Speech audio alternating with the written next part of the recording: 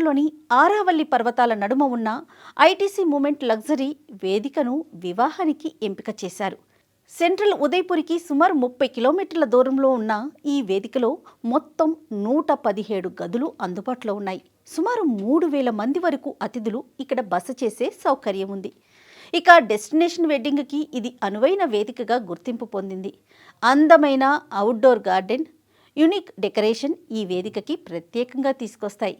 ఇక ఐటీసీ మూమెంట్స్లో పెళ్లి నిర్వహిస్తే సుమారు 200 మంది అతిథులను ఆహ్వానించవచ్చు.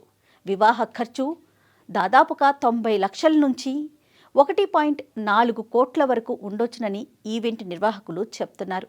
2 రోజుల పాటు జరిగే ఈ కార్యక్రమాలకి 200 మంది అతిథులు ఉంటే ఖర్చు 2.5 కోట్ల వరకు వెళ్లే అవకాశం ఉందని కూడా ఒక అంచనా.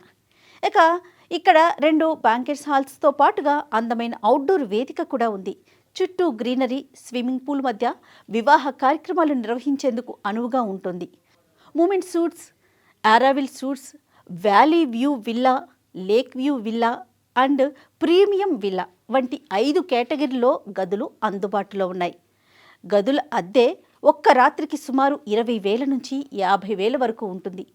ఐటీసీ హోటల్ వెబ్సైట్ ప్రకారం ప్రీమియం సూటు ధర ఒక్క రాత్రికి 71,499 రూపాయల వరకు ఉంటుంది.